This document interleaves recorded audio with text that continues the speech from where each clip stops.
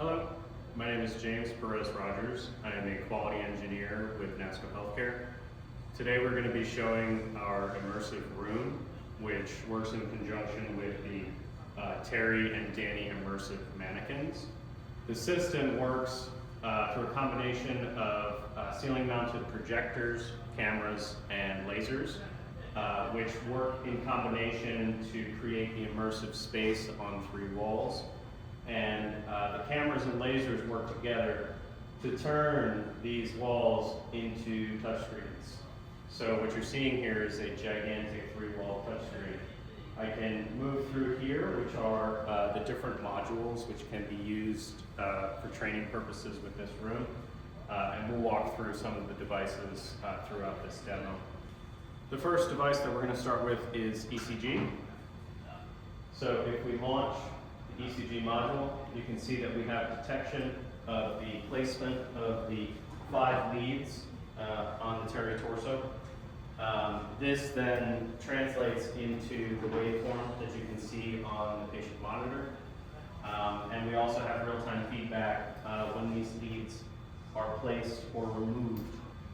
The next item that we're going to show is CPR. For CPR, we have compression rate and depth feedback, as well as ventilation, volume, and count. So when someone performs CPR on the mannequin, we do have feedback in real time about the compression depth and the compression rate. So the TERi Immersive comes with a range of devices which are paired to the modules that you see here on the wall. The next module I'm going to show you is glucometer. So we can change the module using the touchscreen. We simply turn on the device, and we want to make sure that we see the connected status in the corner before we begin the procedure. And we're just going to find the sensor on finger, wait for the beep, and then the value that is input into the controller in terms of the blood glucose levels is displayed on the wall as well as on the device itself. And this can be changed directly through the controller in real time. The next module that we're going to go through is auscultation. So we launch the auscultation module and we turn on the device. We wait for the connected status in the corner.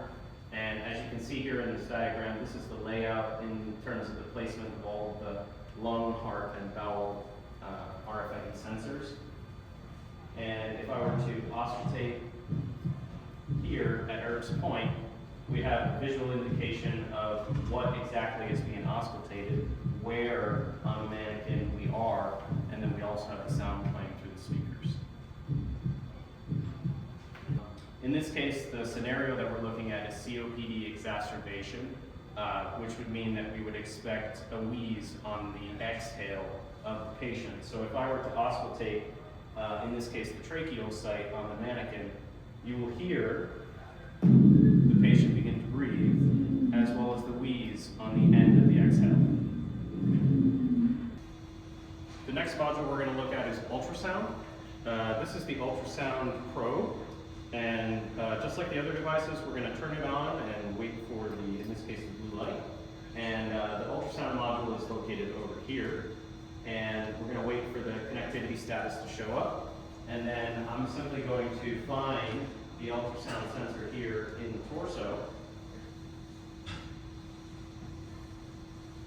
And then as I move the probe laterally or proximally or distally, we see the image changing on the wall to reflect the anatomical changes that would be observed in real life if performing an ultrasound on a person.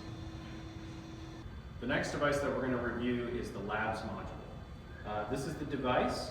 We turn it on and wait for the connectivity status in the corner. And then in order to start the training, we move into training. It loads the parameters, and then the avatar reflects what the person is doing on the wall. And then if we want to, we can actually look through all of these different parameters to understand the physiology of the patient, whether that be for the blood gas, for chemistry, hematology, or even coagulation. And again, this is accessible through our management software in terms of customization and through interaction on the wall via the touchscreen.